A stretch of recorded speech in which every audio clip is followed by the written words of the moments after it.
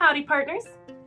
Recently, I had the opportunity to play Tales of Elsewhere's CLOCKWORLD, which is a Weird West action horror RPG game. I had a blast playing this game as Yun, a totally normal lady who definitely doesn't have any secrets hidden in her back pocket at all. And you can actually see me and some friends playing on Tales of Elsewhere's stream, which I will link in the description below. But it was so much fun, and I think that there's a lot of things that you can really take away from this game as well as a dungeon master, even if you don't switch systems from D&D or Daggerheart or whatever it is that you're currently playing. I learned a lot just from even trying this game, even though I wasn't the DM, and I think it's important to be able to take those things back and incorporate them into whatever game that you're currently running. I also want to do a shameless plug because I do really enjoy Peter. He is a good friend of mine. This is not a sponsored post at all. At the time of recording this, I have 103 subscribers, so I am certainly not getting paid. But I do think that this is a project that is absolutely worth supporting, and it is live on Kickstarter as this video is posting. And while this is a partial review, it's also a takeaway. So in order to do this, I think it's important to put things into a couple of different categories. So what I'm going to list off are, what did the DM, Peter, do that I liked, that I might want to try in my future games? What were vibes from this game that I liked? Again, this was an action horror RPG game, so aside from it just being spooky vibes, were there items that helped contribute to those vibes, either by being a part of character creation or by the mechanics? Were there actual mechanics that I liked, and were there things that I didn't like? So, hi folks and cowpokes, I'm Misty, this is Misty Steps. Grab a drink, grab a snack, get comfy, and let's get into it. So, we're gonna start with the only thing I really kind of had an issue wrapping my head around, which was damage dice. See, Peter's system has a wound system. There's no HP, it's just however many serious or moderate or critical injuries that you can receive in before you kick it. You roll your d10, you see if you hit, great, you get to roll the dice for damage.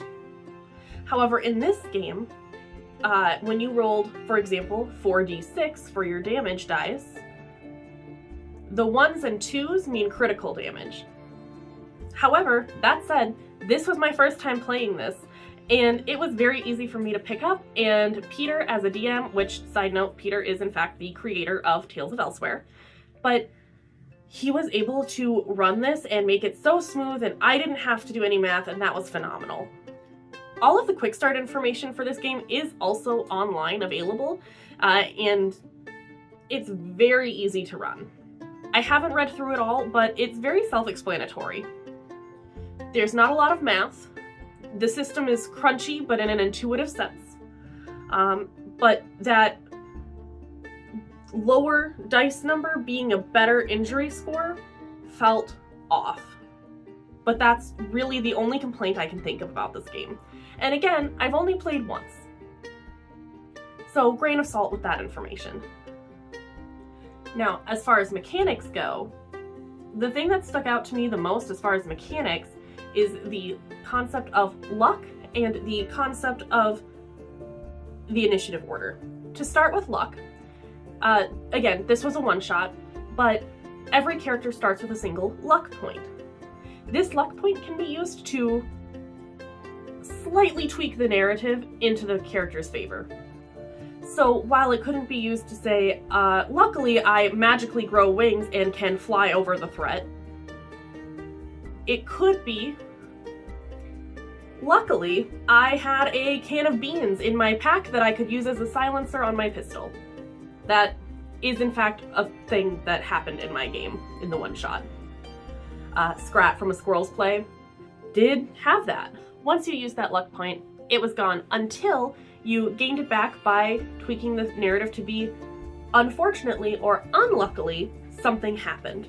An example that Peter gave from a different one-shot than what I played in was, unfortunately, some of the agents in the train were the cultists that were after Yun and attacked. This caused Yun to have an unfortunate event that she had to deal with, but it gained her a luck point by being able to tweak that a little bit.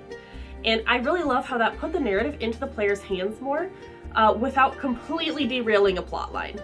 I thought that that was a super cool way to utilize luck, and I think I might be stealing it down the road. The initiative system was also a mechanic that I really liked, and I might be stealing it for future Daggerheart things. Like Daggerheart, there's no set initiative structure. It is the player's turn and then the threat's turn. And that threat doesn't have to be a monster, which I can get into later. Each player has 2 actions on their turn, and they can work together and collaborate if they need to or if they choose to. And then when all of the players have gone, then it's the threat's turn. I liked this in practice a little bit better than what I've liked Daggerheart initiative thus far, just because it was a little easier to communicate and collaborate without the spotlight getting stolen back to the DM. But again, I've only played a handful of Daggerheart thus far. It's only been about 2 combats at the time of recording this, so I don't have enough practice to really say solidly how I feel about that structure yet. But I did really enjoy how this played out, and combat felt fast and impactful. The way the wound system worked made every hit feel like a hard thing. My character got bit once and had a lot of struggles very quickly. Like, it was very obvious just from that one hit how serious things were. Even though she was the only one to take a hit, and that was the only hit I think that ever landed in game, oof. The weight of the world and the monsters that we were facing felt very real. As far as vibes go, it should not be a surprise to anybody that I loved the vibes of this game.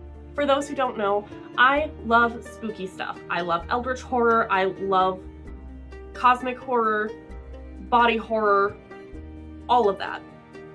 Anything that can do that kind of unsettling, cosmic, Lovecraftian stuff, I am all for. And it was very cool how this game did that. I played a pre-generated character named Yun, who was a totally normal human lady. And her backstory is that she escaped a cult, but because of the rituals that she had partaken in as part of the cult, A, they were hunting her and she was running away from them, and B, she could turn into an eldritch horror. I know, nobody is surprised that I synergized with the totally normal human lady who can also become a monster of Lovecraftian horror that the mind cannot comprehend.